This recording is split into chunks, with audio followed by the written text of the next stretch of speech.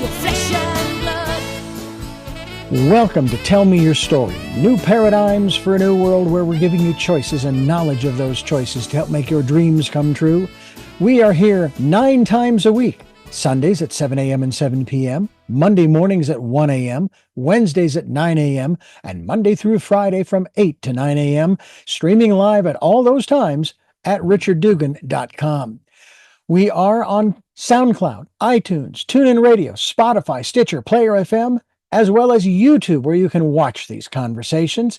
I hope that you will take time to subscribe and click notifications so that when a new conversation is posted, you'll be notified and you'll be able to tune in, listen in, and learn, be entertained and inspired.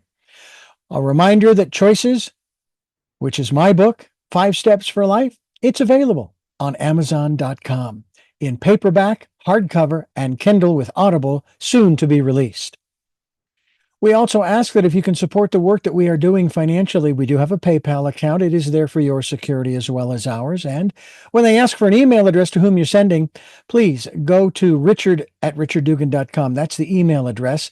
If you go to richarddugan.com, there is also a link directly to PayPal so that you can send us whatever support you can. And we thank you to those who have helped and to those who will help. We also ask that you take time during this decade of perfect vision, the 2020s, to go within to that quiet, peaceful, calm, still place and listen to that still, small voice. And with that, we now take you to our very special interview and guest here on Tell Me Your Story. And welcome to Tell Me Your Story, New Paradigms for a New World. I am Reverend Dr. D. Richard Dugan. Thank you always, as always, so much joining us. Okay, there was good English, so I'm going to have to go back to school on that one. We're going to be talking with a very special guest, Dr. Lois P. Frankel, Ph.D. And first of all, welcome to the program. It is a pleasure. I'm looking forward to this conversation, although when I get into conversations like this, Doc, I sit here going, should I really? I should maybe get one of my sisters to do this interview because I don't think this applies to me. But we'll find out. You will find out. Yes, you will. And thank you so much for being here. Thank you for having me. I really appreciate it. Now, behind you, as those who are watching on YouTube can see, you have, right now, you've got 5 books, or is that just all that the shelf will hold? That's just all the shelf will hold. I just put the nice girls books up here. Oh, no, I have C. Jane Lead up there too. Okay. Yeah, but that's just what the shelf will hold. Okay. Well, the interesting thing is that you've got this book, this latest work, Nice Girls Don't Get the Corner Office. Now, just so a little points of reference. I was born and raised in a family that ended up being of 8.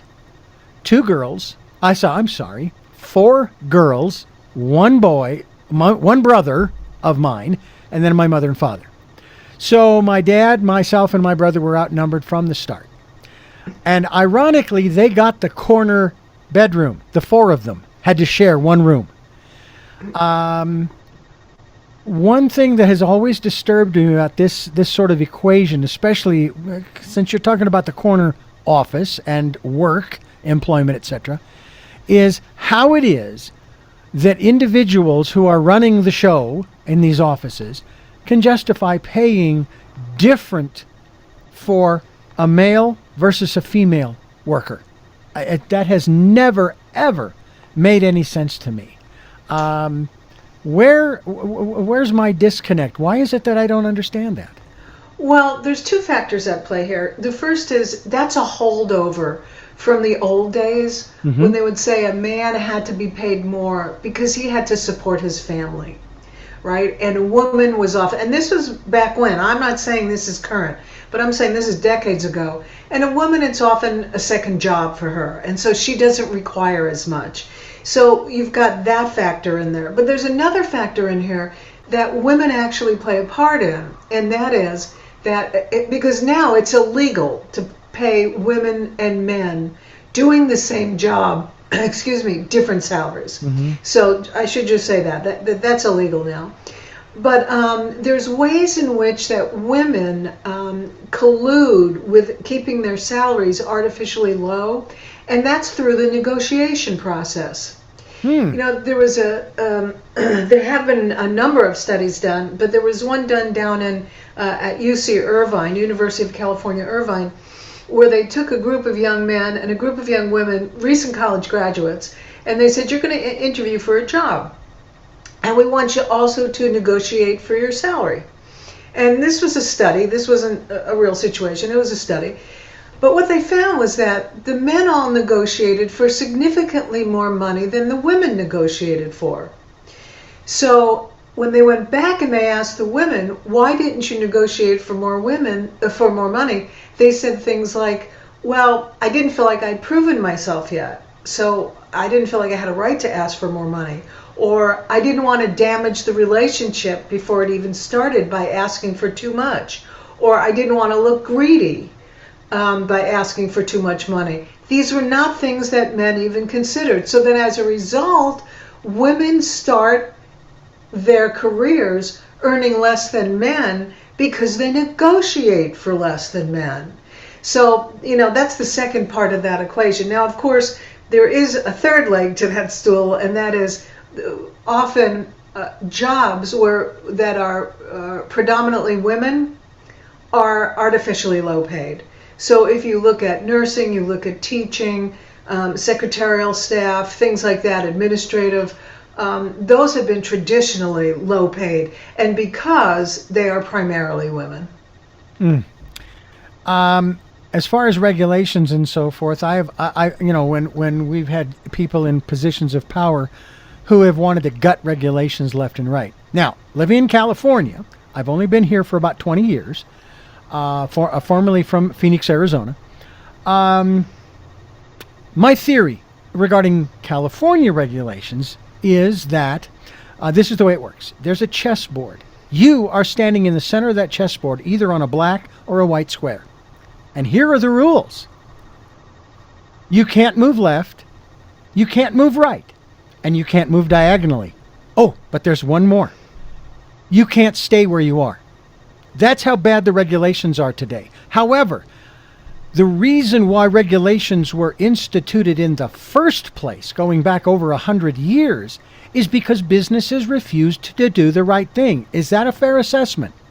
It is a fair assessment. It absolutely is. It's the same reason why companies get unions, right? Because years ago, employers were not treating employees properly, and so unions came about. You know, I remember when I worked in HR at a manufacturing company that we had a saying that a company that gets a union deserves a union and gets the kind of union it deserves. I love that. They kind of say that about our government too. We get what we deserve, so to speak. Well, I don't deserve this. I'll tell you that much. I'm not disagreeing with you. Yeah, that's just what I hear them say. Sure. When it comes to the leveling of the playing field, you mentioned one specific item, and that is that now that it is the law that women must be paid the same as men for the same job. However, you and I both know that laws can be made, but sometimes it takes a while for people to understand that they have to abide by them. When I say the people, I'm talking about the business owners and so forth. Is that something that has changed, say in the last 5 or 10 years, or is it still somewhat rampant and it's taking corporate America a little time to adjust?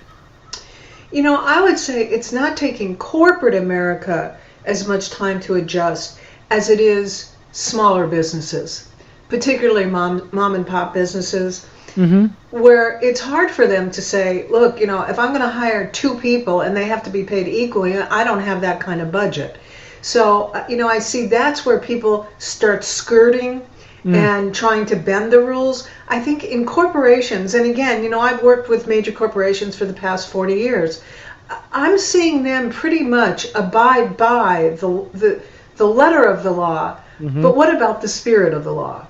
Yeah. And so that's where there is some wiggle room, because you can take two people. There's some subjectivity involved here. So you can take two people doing the same job, and you could make a case for, yeah, but he's doing a different job that deserves more because he does XYZ, or she doesn't do that. Well, that's apples and oranges, right? How do you compare apples and oranges? And that's how I think people get around it. But for the most part, up until recently, I should say, I've been pleasantly surprised at how corporations, I think, really do try to abide by the letter of the law. Well, I know that in my situation, and I've been in this business since 1979 when I was 19. And I started out at minimum wage once I got into commercial radio, which was about a year or so after. I was working for a station that was on a subcarrier of a public radio station back in Phoenix. But then I started working at commercial radio starting at $3.75 an hour. $3.65 an hour. Sorry, I gave myself a 10-cent raise. I was there for 15 years. And when I left, I was making, everybody hang on to your desk, $7.35 an hour. All right? After 15 years. And I did go every so often to the boss and say, hey, I'd like a raise. Not much happened. I mean, obviously I did because I was making, almost double what I was making when I started. When I would do little projects for people, I would get criticized by folks I talked with about it and say, oh, you're underselling yourself. You need to charge more. And I would say, well, okay, I can do that, but they're not going to pay that. So I would rather get the little that I can get and do the job, get the experience, and make the contact than charge what you think I ought to charge, and I have nothing. I get nothing.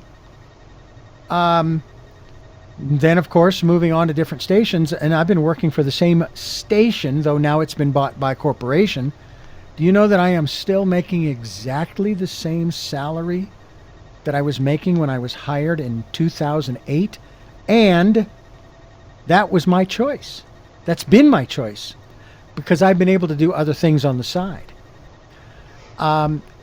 Do you think that men as well as women tend to undersell themselves or because it would be better to get the smaller amount and get the job than them say, no, we can't afford to pay you that. So thank you so much. But, is that something that's going on in the business world, and maybe, as you've stated, in the smaller mom and pop places rather than corporate America? Is that prevalent in that regard, regardless of gender? Well, it is regardless of gender, but part of it also depends on what the economy is doing. So in an economy where people can pick up and leave, and it's an it's a workers' economy, they can pick up and leave and go somewhere else. And say, I don't need to put up with this. I don't need, when I heard you say you're earning the exact same thing you did in 2008, what went through my head was, you wrote the book on this. And so when you said it's by my choice, that's an important thing to understand, because that's one of the things that I tell women. If you choose to stay where you are, and that's a choice that you make, because maybe you can't move.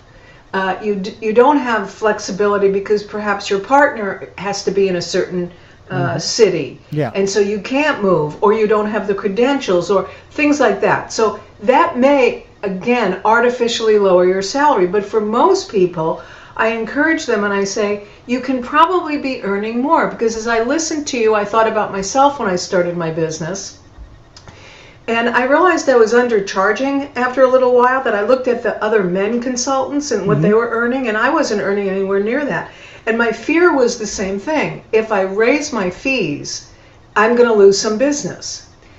The thing is, though, is that, and this is hard for people to understand, it's okay if I lose the business that doesn't pay as much, because if I can get the business that pays more, I can work half as hard and get paid the same amount.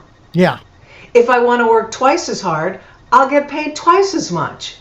Yeah. And so people have to understand that we hold ourselves back sometimes out of that fear, but we need to do, particularly when you're thinking about making a job change, or if you work for yourself and you're thinking about what can the market bear, it's about doing the research. It's about, what does your job pay in the marketplace? Now, Richard, I don't know what your job pays in the marketplace. And so, but only you know that. And you could probably do some kind of an assessment. And if you wanted to, you could go back and say something like, hey, look, I haven't gotten a raise since 2008. This is what the job pays in the market, and here's what I would expect to be paid. Now, of course, you have to be ready to make a job change if somebody says no. Well, that may be what the market pays, but that's not what we're paying. You need to be ready to say, thank you very much, and then be looking elsewhere. Yeah.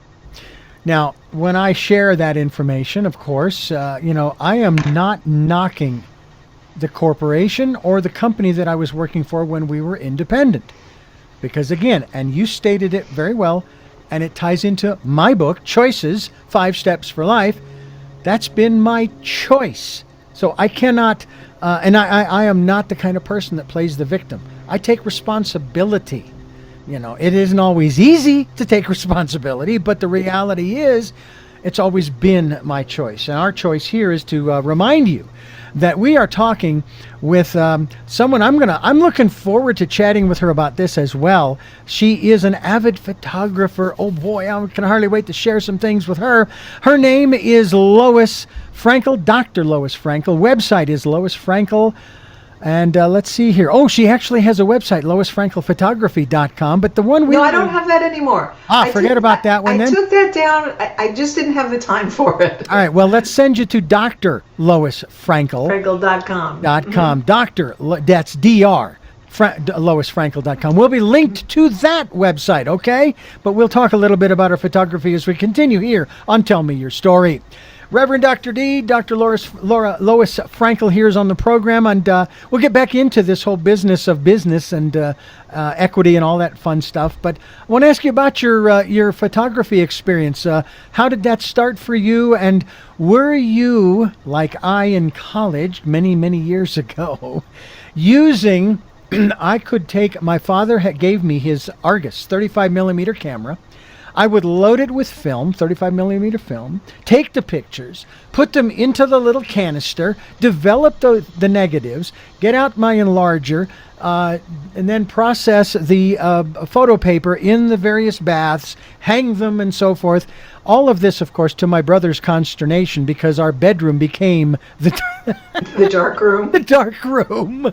But where did you begin and so forth?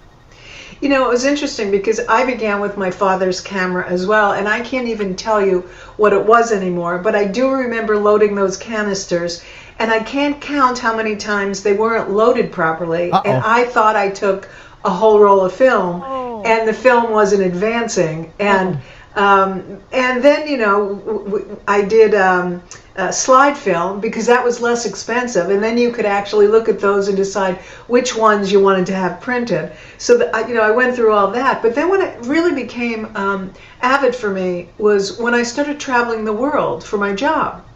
And I wanted to capture those experiences, and I particularly wanted to capture them for people who I knew would never be able to see the same places that I've seen. As a consultant, I was privileged to go to Indonesia and just China and South America and places that I think many people may never get to.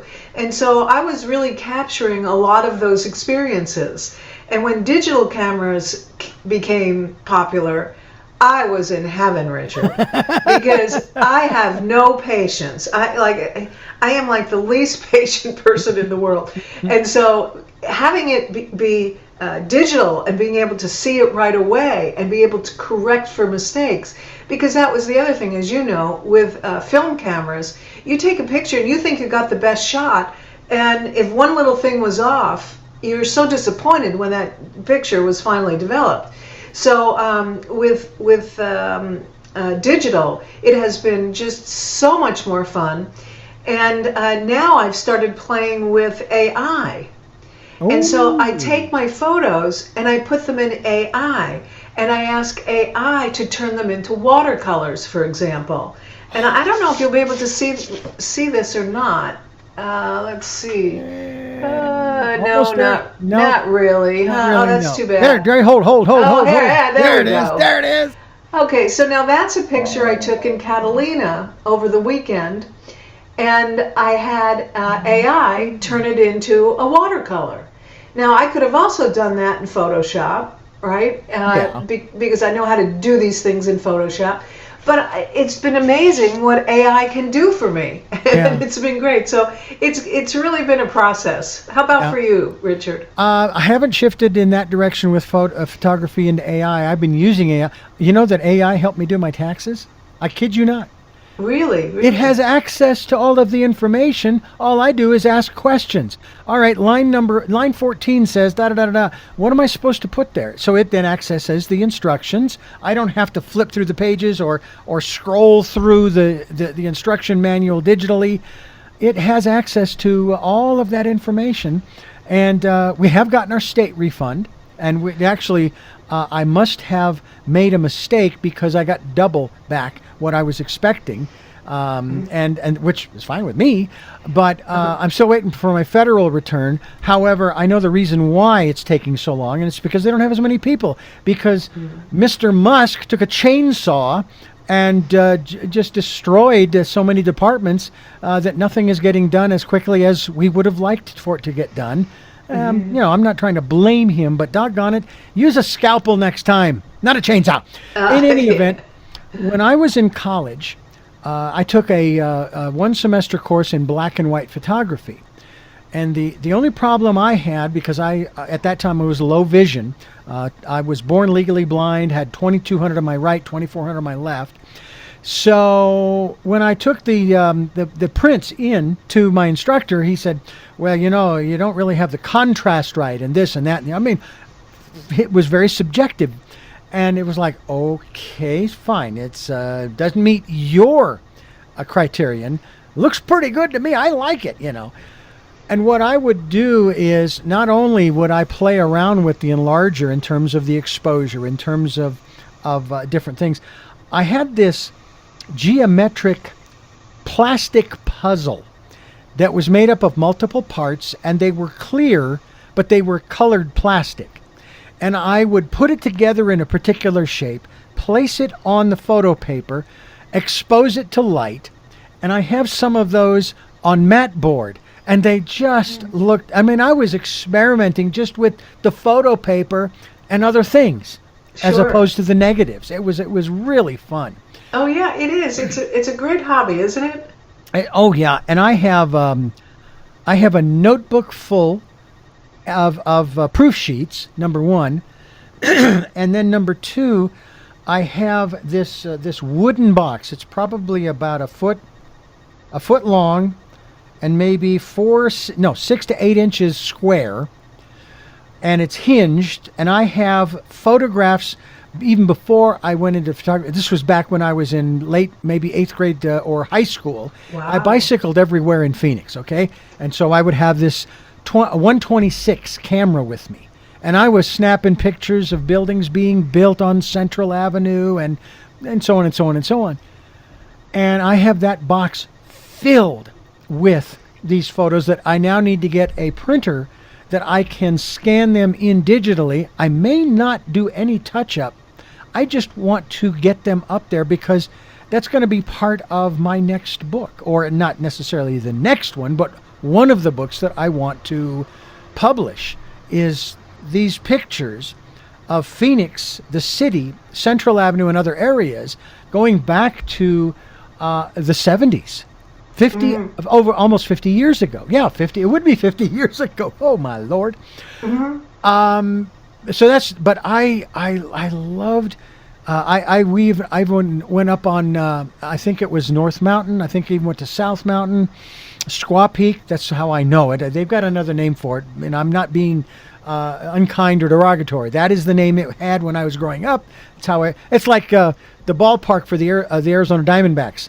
It'll always be the Bob to me. Sorry. But I would go up there at night, put the camera on a tripod, and take pictures of the skyline from up on these hills or mountains. My wife and I went to Ireland in 2002, and I took my father's Kodak digital camera, which I still have. And when we got back and I downloaded all of the little drives. I can't remember, memory sticks, to my computer. I had to touch every single one of them up. When we went the next year, 2004, for my wife's birthday, actually it was late winter, I used disposable cameras. I didn't have to touch up a one of those, which I thought was interesting, but it was still fun. I mean, I even put together PowerPoint. I even put together a PowerPoint presentation of our trip using these. The equivalent of what my father, and you were talking about this, would do when we would get back from vacation. He would take the film in, get it processed, and we would have a slideshow. Right, on those little circular machines. Yeah. Oh, yeah. With the screen, he'd pull it up and set carousel. Oh, my gosh. Although I don't know why he needed the screen. My mother painted the living room walls white. There is something about all of this that is very intriguing. Now, because of the digital age in which we have been for quite a number of years, there is a statistic that says, because everybody has a camera, because almost everybody has a phone, right, that there are in the neighborhood of, it's probably beyond 1 billion pictures taken every day. Oh my. And most of those will never be seen. People take them because they think, oh, I'll look at that later. They never do. Yeah. It's real interesting. And I'm curious, from your experiences when it comes to taking photographs, there was a rule my wife and I had when we were in Ireland both times. If you see something you want to take a picture of, we will stop and take it. Because you may never get that shot ever again. Yeah. What are your thoughts in that regard to preserving memories for yourself down the road, but also, do you think that your progeny or just friends and family or somewhere along the way the rest of the world is really going to care about the pictures that you took? Richard, no. And that is why, I mentioned I just moved. I moved from Pasadena down to Dana Point last year. And of course, when you go through the process of moving, you come across everything, right? And that includes old photos and just everything related to photography. And I looked at them, I thought, nobody's going to be interested in these except me. I mean, here are all these boxes and boxes that are labeled by country and city, and you know what? They all got tossed out. Oh. And yeah, I tossed them all out because I thought, hey, they were yours to do with what you wish. I'm not going to say, hey, oh, no. I didn't want somebody else to have to go through them when I was no longer around to go through them. But it brings to mind, there was that woman in New York. She was a nanny. I can't remember her name, but I'm sure you know her story, where she was a nanny. Mm-hmm. And she was a nanny because when she took kids out, she could use her camera and take pictures. Mm-hmm. And it was in New York City. And when she died, they found tens of thousands of photographs and proofs, and tens of thousands. And they were, some of them were really good, and they actually had a exhibit of her photography in New York. I don't know if it was last year or the year before. And I think to myself, I am not that woman. I am not going to die. And people find all these things and they go, wow, these are good. Let's have an exhibit of these. Because as you said, with 1 billion pictures being taken every day now, that's pretty tough competition. Yeah, true enough. It does remind me of a wonderful, funny story. It was, the story was in the one-man play called Give 'Em Hell, Harry, starring James Whitmore. Mm-hmm. And he's telling the story of how he walked into the living room where his wife, Bess, was sitting in front of the fireplace, and she was throwing papers into the fire. And he walked over there and says, "What you doing?" She says, "Oh, I'm just throwing away all these old love letters." He says, What? Love letters? Well, why are you doing that? I mean, these could be... Think of posterity. He says, oh, no. Anyway, she says, well, I've read them. And he made the reference to posterity. She says, in essence, I am thinking of posterity, and kept right on throwing them into the fire. I love that. There's a lot of truth to that. Yeah, but the practical side of me also says, when I take a picture, what am I going to do with it? Yeah. Like my family will say, why do you have to do anything with it? Why can't you just enjoy it? So what I do is I actually turn my photographs into like note cards.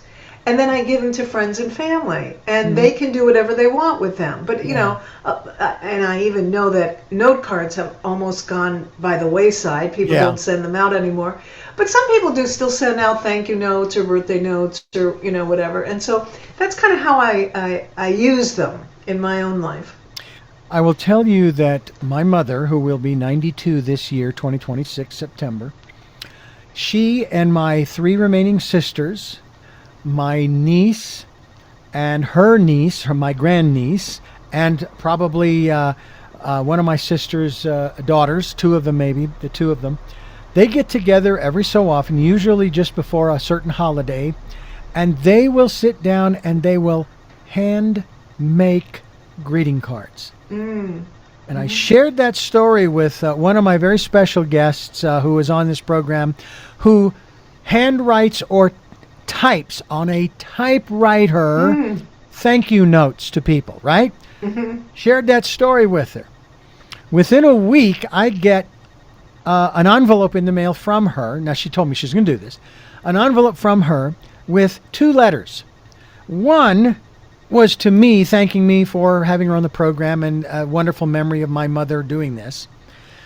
And number 2, she sent me a copy of the letter she sent to my mother, with the same appreciation for the fact that my mother makes these handmade cards. We just received a thank you card from her, handmade card from her, thanking us for what we sent her for Mother's Day. And I have it up on our mantle. Oh, that's wonderful. I don't know why my wife and I save cards that people send us, whether it's at Christmas or other times, but for whatever reason, I've got Ziploc bags filled with, and a couple of boxes filled with greeting cards, holiday cards, etc. I don't know if maybe it has something to do with the energy there. The thoughtfulness that someone would take the time and then put it in the mail. I mean, today, that's a little bit of a challenge. So much easier to send a digital greeting card, but it doesn't have quite the same thing. I agree with you. There's something special about someone who takes the time to pick out the card and write it out and mail it and go to the post office and get a stamp. And it's something more than just sending a digital card. Yeah. Well, I encourage people to do that, to send a card. Make one. You can do that. Come on. It's one of those things where it is very thoughtful. Okay, people are kind of complaining about the thoughtlessness of emails and texts and that kind of thing. I love recording. There's a feature in my text where I can actually record my voice and say, hey, just wanted to say hello. And hey, Mike, my brother just had a baby. He and his partner in Vietnam just had a boy, and he's 62. And I've wanted, 64. And I've wanted to say, you do realize that, and this is based upon American school systems, you're going to be 82 when this kid graduates from high school, assuming they have the same kind of structure in there in Vietnam. It's just a wonderful touch that people give. We're talking with Dr. I said that right, Lois Frankel. LoisFrankel.com is the website. The book that we were talking about a little while ago, we'll talk more about this as we continue talking, is called Nice Girls Don't Get the Corner Office. And we'll do that as we continue here on the New Paradigms for a New World. This is Tell Me Your Story. Choices and knowledge of those choices to help make your dreams come true. That's what we're talking about with Dr. Lois Frankel and her book, which is Nice Girls Don't Get the Corner Office. All right, so we've got a couple of metaphors here. We've got the corner office, but we also have the glass ceiling. So what's the difference? Because it seems to me that there is sort of a somewhat of a similarity there. One's a little more lateral, the other's a little more vertical, but it seems like they're speaking a little bit of the same thing. Yeah, well, the corner office is a metaphor. I use it as a metaphor for achieving anything you want in life, right? Like women will often say to me, well, I don't really want a corner office. I just want a different job.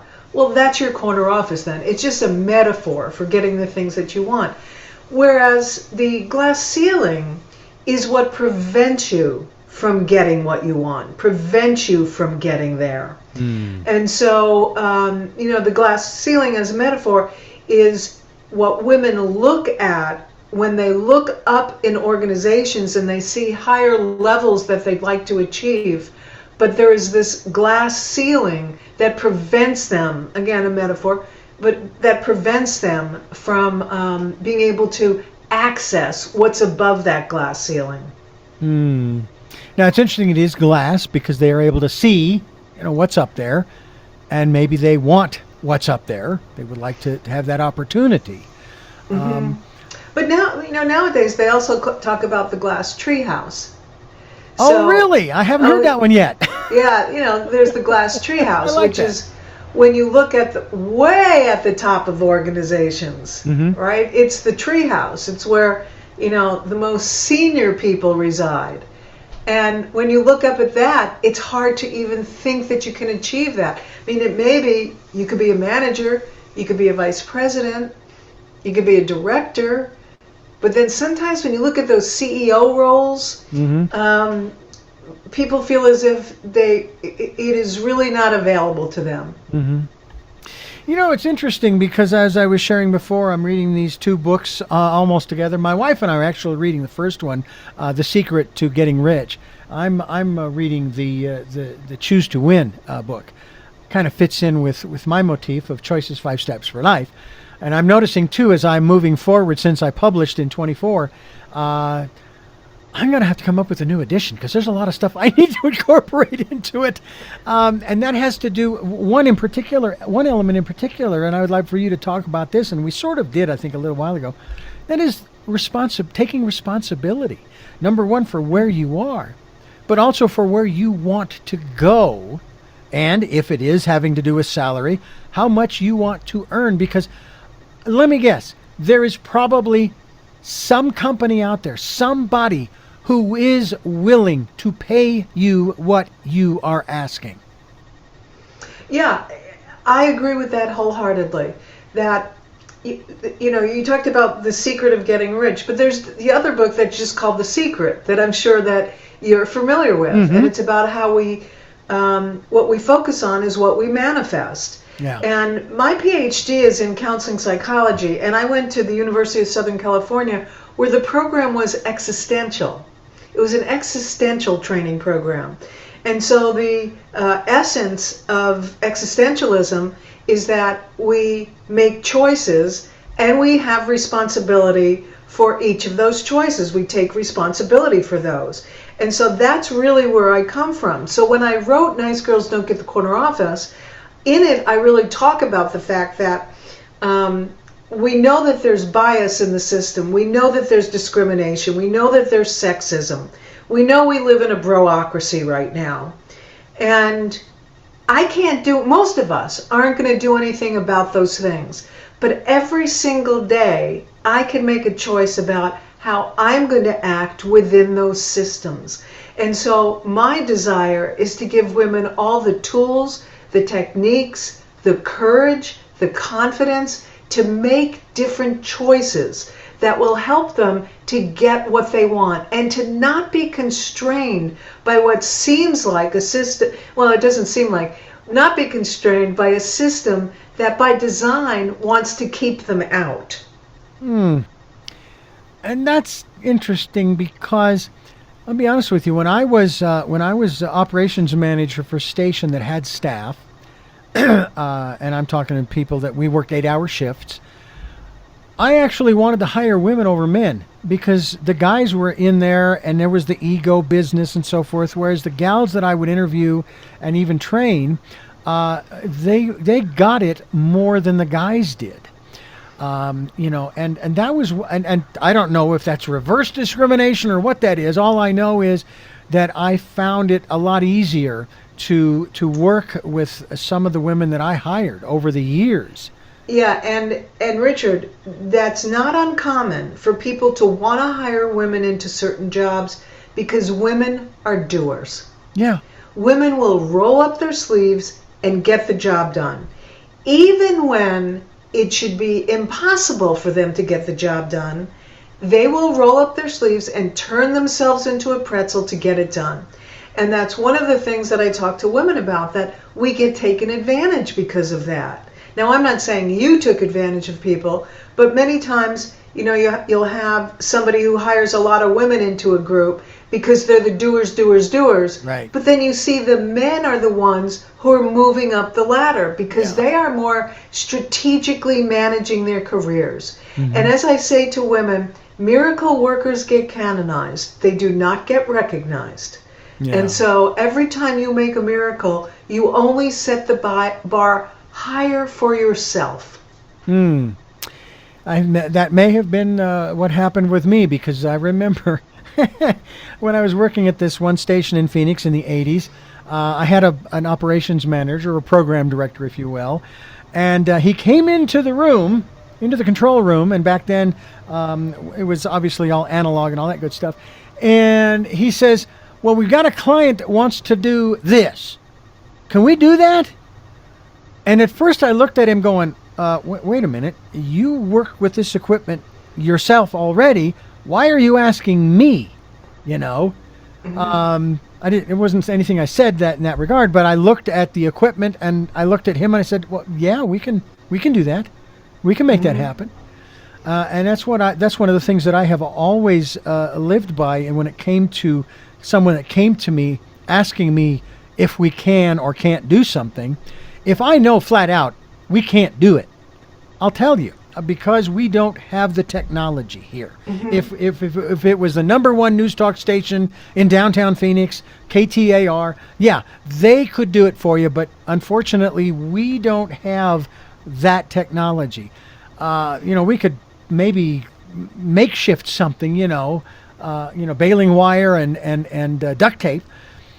And then there were times when most of the time I would say, if I didn't know whether we could, I said, let me look into it and see what we can do. I mean, right now, with the technology as it is, Zoom does not give you the capabilities, like if you were in a control room setting with a phone bank, to be able to have callers call into the program. Now, I've talked with one gentleman who says there is a program where you can do video meetings just like Zoom and take phone calls, and you can take them and then hang up and take another one and hang up and so forth. That is what I need for one of our programmers on the station who wants to take calls. Mm-hmm. And it's taking me a long time, primarily because of the move and getting it all settled in. But I know that's possible. I know something is out there. I just haven't found it yet. Mm-hmm. So that's kind of where I come from. And I sit there going, okay, well, or should I turn this over to the corporation's IT department and let them figure it out? Mm-hmm. And there's a part of me that kind of wants to do that, going, I don't know that I want the responsibility, number one, especially if it doesn't work. Because if I make it work, what do I get out of it? Mm-hmm. Mm-hmm. And you get a lot of satisfaction. I do get that, and I'm not complaining that's all I would get, and that's okay. I have a different mindset than most people when it comes to achievement and so forth. I mean, I've lived most of my life with what I've shared with you already, and that is that where I am, just say, as far as money and financial issues, hey, I'm still here. I'm moving along. I'm doing my thing. I'm having a great time. I'm happy. Okay. No, I don't have six figures in the bank. I'd like to, because I could do a whole lot more. And now I'm reading these books. Mm-hmm. And what I'm hearing and what I'm beginning to understand better is I do not have to give up my integrity to increase my bank account. Because one of the phrases that you have that you love is, to whom much is given, much is expected. Well, give me more, okay? I'm willing to do more. I'm willing to learn, Last August, I was thrown into a training program with a new system, a computer program, to be able to create the logs for the automated system. And it was a crash course because I said, okay, well, we could probably launch it October 1st. And this was back in August because I wanted to have enough time to really absorb what was going on. No, we want to start September 1st. Well, I'm in the middle of packing. I'm in the middle of trying to buy a house and all of these different things. And it's like, well, I got to make it happen. I got to make it work. I got to juggle all of these balls or spin all of these plates. And I'm wondering if that's one of the issues that we're dealing with in the workplace today, even in the mom and pops, not just the corporate world, where they're trying to do more with less. And people they're burning out. Yeah, that's one of the reasons why I'm like you. I'm a big believer in customer service, and I'm a big believer in saying yes to almost everything I'm asked, unless it's illegal or immoral. Right. I'll say yes. I also use the phrase yes and a lot. Okay. So, can you do this?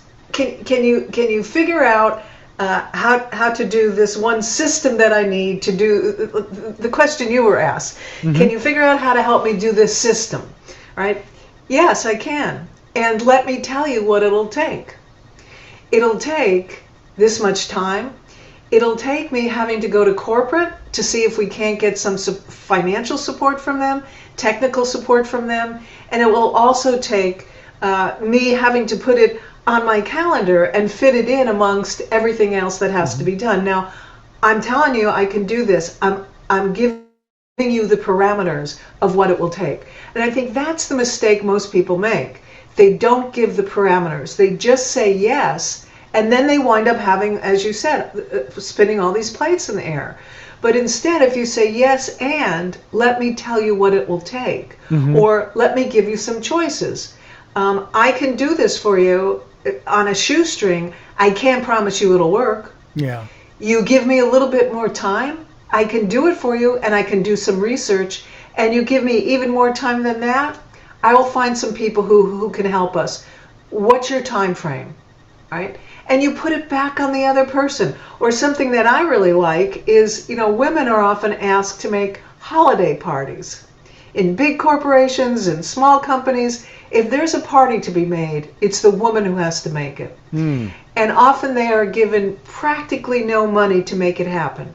And what do? They go, okay, I'm going to call my brother-in-law. He's a beer distributor. I'm going to call my sister-in-law. She caters. I'm going to call a friend of mine who's a baker.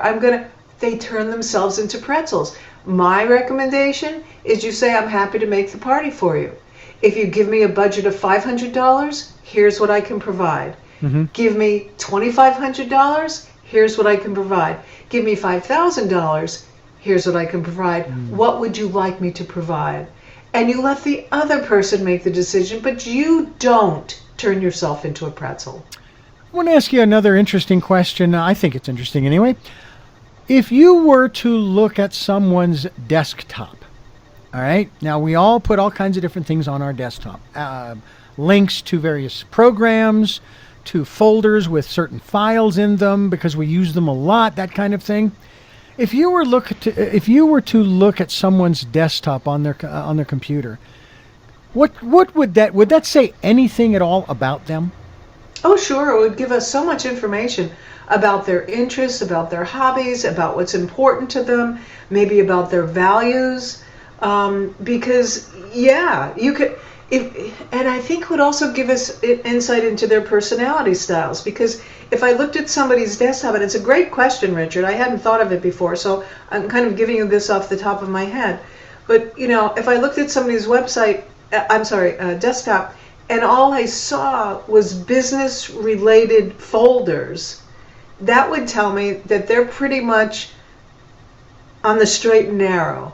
that they're probably more factual and data, facts, and figures oriented. If I look on somebody's website and they've got pictures of their children and their dogs and their, right, now I have an understanding of they probably value people.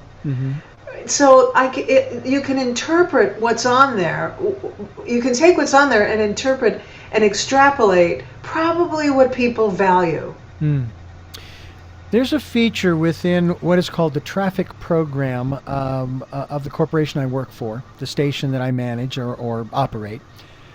There's a feature that's going on in the background that logs every, and I mean every single click of the mouse. Every operation I carry out is logged. Now, that doesn't really bother me because I'm not, first of all, what I'm dealing with by comparison to other similar programs of the past, I'm dealing with the Cadillac of. I don't know how deep you have gone into Photoshop. I've barely scratched the surface of Adobe Audition, my sound editing software. This program has so much that it would take a lifetime. And then they keep making improvements. So you start over again. It's like, stop upgrading. It's working just fine. Leave it alone. But that never bothered me. The thing that I like about that kind of, I'll call it tracking, is that they can go back when I call up and say, I was trying to do this, that, and the other thing, and something's gone wrong because it's not looking the way it's supposed to look. They can go back and look at that log and see what I did and say, okay, well, here's what you did, and now let me show you what you need to do to make it work, to make it look the way it's supposed to look. And I got to tell you, customer service there is just incredible. It's wonderful. I should put it that way, because incredible could go either way. Yeah, I think though that some employees might find that intrusive. Yeah, possibly. Because people spend a lot of time at work, particularly people who are in an office, say from 8 to 5 or 8 hours a day. And they may do things on their computer, personal things. They may look for a nanny. They may look for somebody to help them repair their roof. They may, right? And I don't think that they feel comfortable knowing that every keystroke is logged. Okay. And I find it intrusive. I don't think employers need to do that. If you're worried about someone's productivity, let the productivity speak for itself. Hear. You don't have to spy on them. Yeah, I would agree. I would add this caveat, though. If you're sitting at the desk in the office of the company that you work for, that is their computer. It is not yours. So you want to do those kinds of searches, do it on your phone. Or get a tablet, do it on your tablet. Now, they might complain because you're using their bandwidth to do your searches. Well, I have a particular company that I'm with, whether it be Verizon or AT&T or T-Mobile, whatever it is, and I have a data plan, all right? So I'll turn the Wi-Fi off and I'll just use my data plan. So now I'm not even using the company's, computer bandwidth. But again, I'm not saying that what your concerns and other people's concerns aren't valid. They absolutely are. I think you're absolutely right that you do need to let the productivity prove itself or show the signs of strength or weakness. And then advance the training. If there's a problem, then you give them a little more training and say, hey, we need to up the productivity and so forth, and here's how we can do that. Exactly, and I do not disagree with that. And I think, the law is on your side. I think the law in California, I think it has said that anything that you put on your company computer belongs to the company, right? So that you can expect that it can be reviewed at any time. And I think that's just part of what the law says. Yeah. And again, it's between the letter of the law and the spirit of the law, right? Exactly. Very fascinating stuff. Our guest here is Dr. Lois Frankel. drloisfrankel.com. That's drloisfrankel.com. We'll be linked to that website. Nice girls don't get the corner office.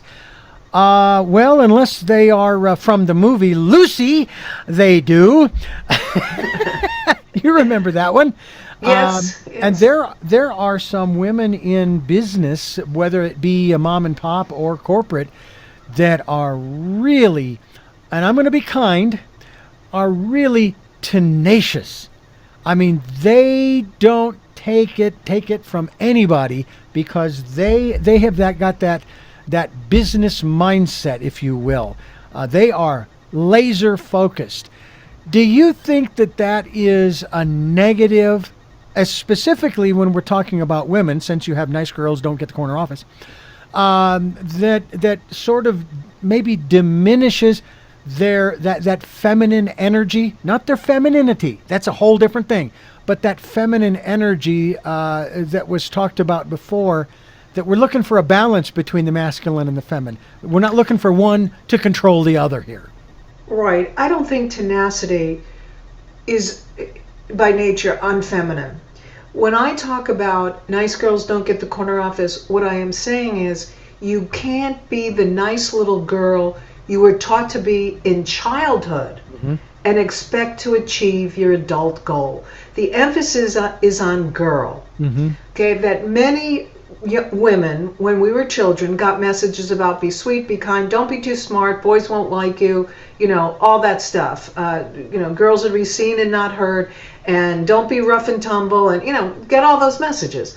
All I'm saying is, nice is necessary for success. It's not sufficient. Right. So that if you are tenacious, you had better combine that with nice, because that's where you find your balance. I say that likability is the sine qua non for success. You have to be likable. Men have to be likable. Women have to be likable.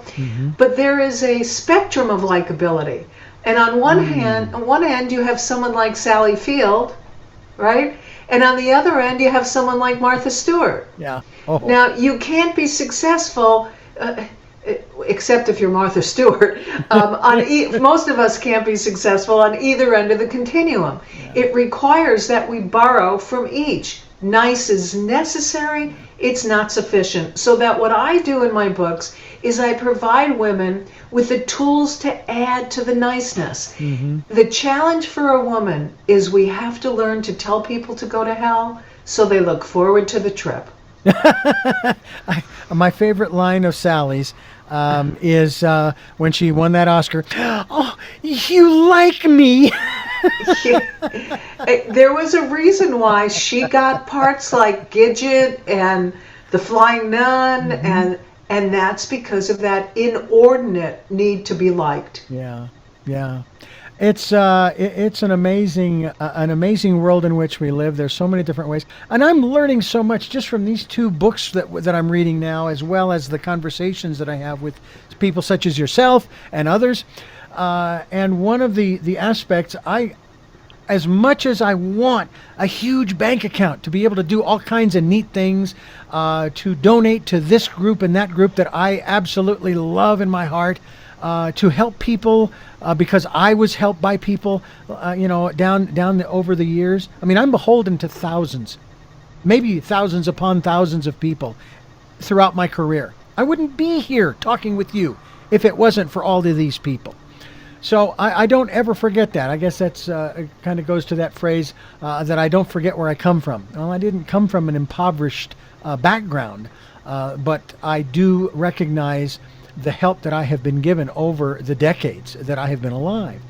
And these books use this one interesting contrast and comparison, these two words, that if you want money, if you want to make money, if that's your goal to be able to do more, all right? I would love to have a web designer redesign my website. I don't have the money for that. I would love to have a professional author website, and the same situation. But they're talking, the contrast and comparison words are competitive versus creative. And I have been about the creative aspect most all of my life, but there's been a missing element, and that is that I've been satisfied with where I'm at. So I haven't really moved forward financially in that standpoint. And I am now reading these books, and it's starting to, I don't know if it's rewiring my brain or not, great if it is, to start to achieve those kinds of things. I mean, I heard this over the years, well, it's never too old to do this. Think about Grandma Moses. She didn't start painting until she was in her 80s. You know that my mother's greeting cards are, I would put them in the category of art. They really are very artistically done. My sisters are all the same way. It's just incredible. So this is just a fascinating look into what we can do, take responsibility for it, and literally, forgive this phrase, damn the torpedoes. We're going in all the way, and I think that's part of where we are sort of missing it, especially in this country, is we're spending our time and our energy blaming others for our perceived misfortune and all of that, and not shifting that energy back on us and saying, okay, so how do I make this work? How do I do this? Because it's one of those sayings I came up with many years ago when I was building computers. There's always a workaround. There's always a workaround. If Control C and Control V don't work on your keyboard, use your dang mouse, or try something else. If you need to move a file and it won't move, I mean, there's just, and that's just dealing with the computer. The reality is that works in every area of our lives. Yes, it does. And, when you talk about acquiring wealth, it's what I talk about in my book, Nice Girls Don't Get Rich. Is that what I define rich as having all the money you need to live your life the way you want, free from concerns about money. If you have concerns about money, you are not leading a rich life. I don't care what else you're doing. And so that I think, especially for women, and men too, but especially for women, we haven't been taught how to focus on money and to make it a priority and to say, you know what, a man is not a financial plan. You need to take responsibility for acquiring your own wealth, investing it, and growing it. And once you start doing that, you start making different choices. And I would say the same thing to you, because you said, I don't have six figures in the bank, and I don't know whether you even want to, Richard. But my sense is that if you wanted to, you know exactly what you need to do, because it is about choice and responsibility. I used to use the analogy of a toolbox, and over the years I have collected a lot of tools in the business that I'm in. And I used to look at those tools and go, I got all these tools. Why don't I have, that big bank account? What is it that I'm not doing right? And I know that there are certain things, and I'm going into the process of working with a coach who actually is going to facilitate that free of charge, which I greatly appreciate, because this person is just learning how to be a coach.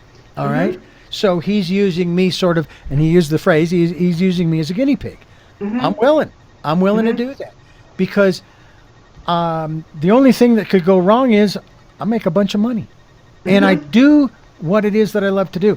And by the way, you were interviewed you've been on a number of programs over the years, including what I refer to as my mentor, one of my mentors, who I actually ran his radio broadcast back in the 80s. I worked for a news talk station in Phoenix, KTAR Radio, and they carried the Larry King Show from Mutual Radio. I used to listen to him when I was working the Friday and Saturday nights overnight. And one of the things that I loved about what he would talk, I love baseball, and so I loved his stories about baseball. But I thought, okay, I don't want to be Larry King, okay, but I certainly would love to have that opportunity to be at that level. Well, the playing field has changed in the 21st century, so now we have to come up with new and creative ways of, shall we say, exposing ourselves or making ourselves known, if you will. And that's not just in broadcasting, but that's in every area. Everything has changed. And there are those who want to go back to the way it used to be. It's like, you can't, because it doesn't exist anymore. I know that you wish we could go back to the 50s or the 60s or the 40s or 30s or whatever. Okay, let's go back to the 1700s. Okay, let's do that. That would be really fun, wouldn't it? Come on. We are where we are, and REM had it right, didn't they? It's the end of the world as we know it, every minute of every day. So we have to, is the correct phrase that we need to learn to reinvent ourselves again and again and again as time goes on, as technology changes, as the playing field changes? Well, I think if we want to remain relevant, we need to remain relevant in the system within which we live, right? And as you said, the system today is not the same as the system it was 5 years ago, 10 years ago. A good example I give, you said I was on Larry King Live. I was also on the Today Show and Tavis Smiley because I had a new book out. Today, 2026, you can't get on those shows because they're not bringing on authors to talk about books like I write, right? If you wrote like a best-selling novel about something, I don't know. I'm just trying to think who wrote 50 Shades of Grey, for example. That might be Lamont. Was that Lamont? No, I'm not sure who that was. But anyway, things have changed. So then my question is, in this environment in which I'm living, how do I get attention for my book? And I had to evolve in a different direction. And so to answer your question, absolutely yes. You have to remain relevant for your time. Yeah. Now, there are these different playing fields, and in this case, I want to ask you about publishing. How did you publish your books? Was it a traditional publisher? Did self-published? Was it? How did you do that? Yeah, almost all my books were traditionally published. My very first book, which was based on my experience as a psychotherapist, Women, Anger, and Depression, I didn't know any better, and I wrote the book and I submitted it to Health Communications down in Florida, and they bought the book on the spot. And that was my very first book. But then my second book, I decided I wanted to get a agent. So I got a literary agent who actually sold the book for me. And they sold it to Time Warner. And so then after that, it becomes easier to have your books sold if you're a published author through the traditional format. Now, with that said, I couldn't sell every one of my books traditionally. I wrote a book called Ageless Women, Timeless Wisdom. And it was interviews with older women, and I used my photography to take pictures of them. And I traveled around the country talking to older women, asking them, what did you learn in all your years of living that you would like to share with people? I couldn't get that book published traditionally. Nobody wanted that. They said, you're known for writing career books, books for women, blah, blah, blah. That doesn't fit in your quote-unquote brand. So I self-published it. It didn't do as well as the other books, but I had a sense of satisfaction from it. So most of them were traditional, a couple were not. Yeah, that sounds an awful lot like even the music industry, because it used to be that if you got signed by a record label, you were going to produce songs and albums of the genre that they told you to record.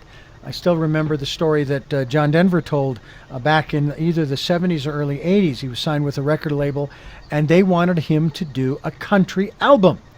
Well, it wasn't that he didn't want to, but he had a bunch of other songs that he wanted to produce.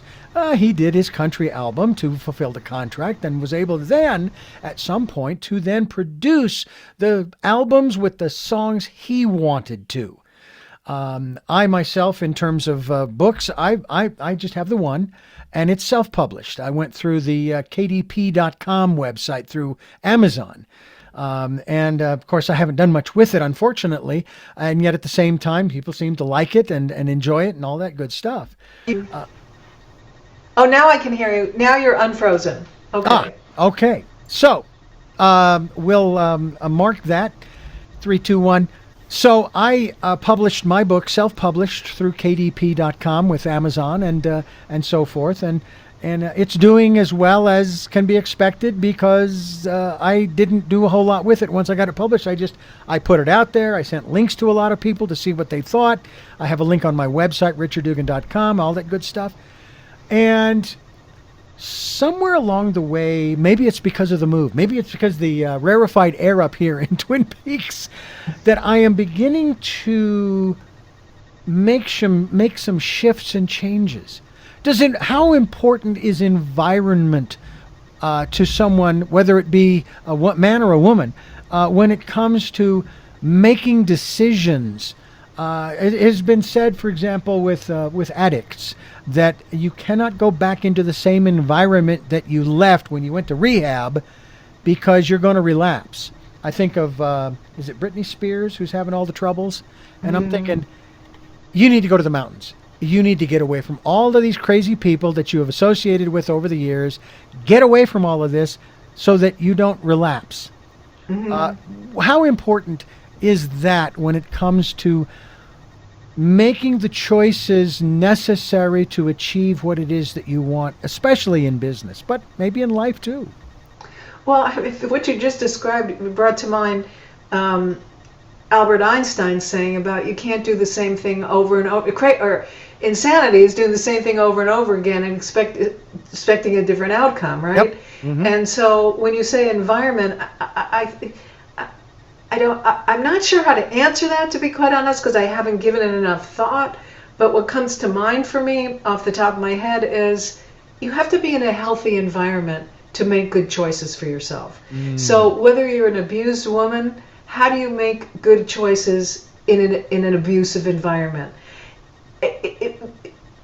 Maybe you're working in an environment that's not healthy for you, that's toxic. How do you make good choices in a toxic environment?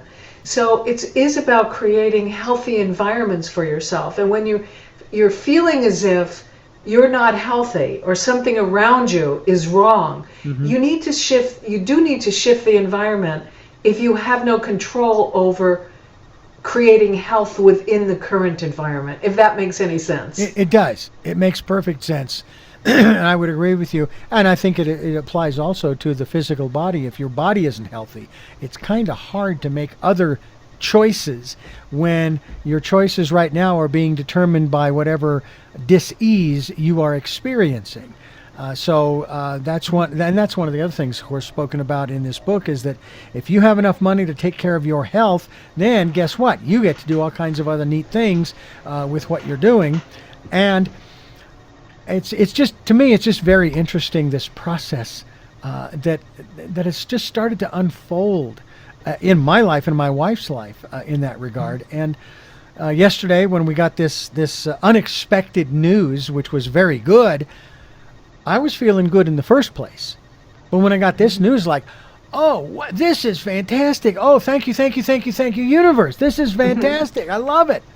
And mindset also is a real important aspect. We encourage you folks to go to Dr. Lois, and I've already forgotten the website here. There it is. It's Frankel. DrLoisFrankel.com. DrLoisFrankel.com, beg your pardon. And check out the book, which is Nice Girls Don't Get the Corner Office. We hope that you will get a copy of that book and find out more about the work that she's doing. Again, DrLoisFrankel.com. And again, Nice Girls Don't Get the Corner Office, the website. And this is Tell Me Your Story. There we go. I have three final questions, Dr. Frankel, that I want to ask you. Author of Nice Girls Don't Get the Corner Office, that I ask all of my guests. But I first want to thank you for being a part of the work we're doing here to try to make a difference in this world for the better for everyone. I know the definition of better is going to be different for everyone, but isn't that the great thing? Is that, if we can all have better, and none of us want all the same thing, so keep that in mind in terms of resources, that there's enough out there for all of us to achieve what we want, and we thank you for being a part of this. Thank you for having me. And before we go to our final three questions for our very special guest, I want to thank you for listening to and watching Tell Me Your Story, New Paradigms for a New World. We are giving you choices and knowledge of those choices to help make your dreams come true. We are here on Sundays at 7 a.m. and 7 p.m., Monday mornings at 1 a.m., Wednesdays at 9 a.m., streaming live at those times at richarddugan.com. We're also on Monday through Friday from 8 to 9 a.m., and we have podcasts on SoundCloud, iTunes, TuneIn Radio, Spotify, Stitcher, Player FM, Blueberry, iHeartRadio, Amazon Music. We're on YouTube and Rumble, where you can also subscribe, and hope you'll click notification as well. We also ask if you can help us out financially to support the work that we're doing. We have a PayPal account. We call it our tip jar. You can also use Zelle and use my email address, richard@richarddugan.com. We also hope that you can take some time during this decade of perfect vision, the 2020s, and listen to and follow the promptings of that still small voice. And with all of that, we move to our final three questions for a very special guest. And the first of those is, who is Lois Frankel? Lois Frankel is a woman who believes that her purpose on this earth is to help make it easier for other people on this earth. I like that. What gets you up in the morning? My dog. Truly, my dog gets me up earlier than I want to get up. She wants to be fed at 6 a.m. And if we're not feeding her at 6 a.m., she lets us know that she is not a happy camper. So what gets me up in the morning is truly my dog. All right. And now to a less practical question and answer, and that is, what was your best day? Oh, this is a funny thing. My best day was when I was 5 years old. And I had my grandmother and my aunt and my cousins lived in the same house in New York, on Staten Island. And I was only 5 years old, and the little ice cream truck would come by. So the ice cream truck came by in the morning, and my grandmother said, "Would you like some ice cream?" And I said, "Sure." So she bought me some ice cream. Then the ice cream truck came by about noon, and my aunt said, "Would you like some ice cream?" I said, "Sure." Got the ice cream. Then the ice cream truck came around late in the afternoon, and my cousin, who was quite a bit older than me, said, "Do you want some ice cream?" I said, "Sure." That was my best day, when I had ice cream 3 times. Well, I am a fan of ice cream, as is my wife, and we will stop at this one place, and we'll get a cone with soft serve every so often, and it's just, and I won't drive eating it. I will park in the parking lot, and we'll sit there until we finish, and just, we love where we're living because it's cool. It's a hell of a lot cooler than Phoenix, but it is much cooler even than Santa Barbara. It's just, and we got so much shade, all these pine trees everywhere. They've got to be 100 or more years old. It's just incredible. Makes me think of James Redfield's Old Growth Forest in his Celestine Prophecy trilogy.